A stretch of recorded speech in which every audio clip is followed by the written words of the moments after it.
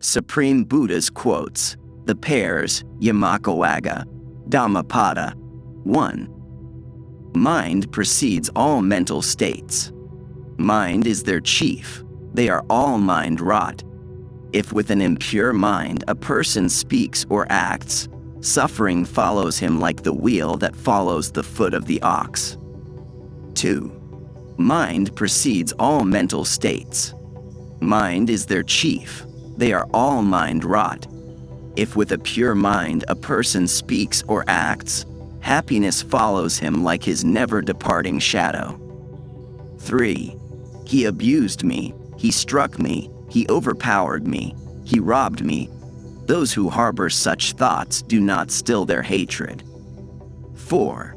He abused me, he struck me, he overpowered me, he robbed me. Those who do not harbor such thoughts still their hatred. 5. Hatred is never appeased by hatred in this world. By non-hatred alone is hatred appeased. This is an eternal law. 6. There are those who do not realize that one day we all must die, but those who realize this settle their quarrels. 7. Just as a storm throws down a weak tree, so does Mara the tempter overpower one who lives for the pursuit of pleasures, who is uncontrolled in his senses, immoderate in eating, indolent and dissipated. 8. Just as a storm cannot throw down a rocky mountain, so Mara the tempter can never overpower one who lives meditating on the impurities, who is controlled in his senses, moderate in eating, and filled with faith and earnest effort. 9. Whoever wears the monk's yellow robe while being depraved, devoid of self-control and truthfulness, he surely is not worthy of the yellow robe. 10. But whoever is purged of depravity, well established in virtues, and filled with self-control and truthfulness, he indeed is worthy of the yellow robe. 11.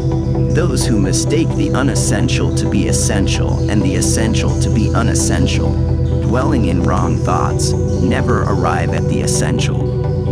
12. Those who know the essential to be essential and the unessential to be unessential, dwelling in right thoughts, arrive at the essential. 13. Just as the rain breaks through an ill-thatched house, even so passion penetrates an undeveloped mind. 14. Just as the rain does not break through a well-thatched house, even so passion never penetrates a well-developed mind. 15. The evildoer grieves here, he grieves hereafter, he grieves in both worlds. He laments and is afflicted, recollecting his own impure deeds.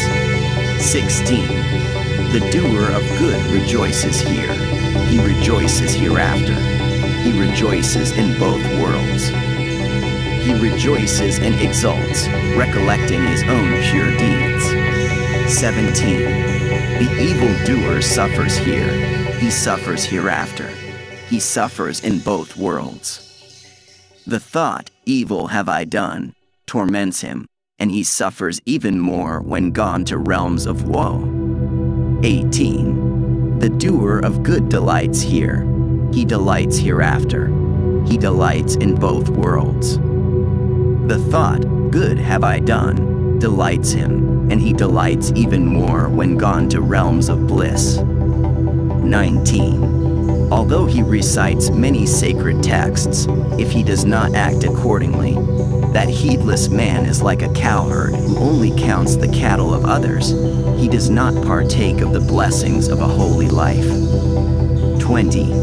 Although he recites few sacred texts, if he puts the Dhamma into practice, forsaking lust, hatred, and the illusion, with true wisdom and emancipated mind, clinging to nothing in this or any other world, he, indeed, partakes of the blessings of a holy life.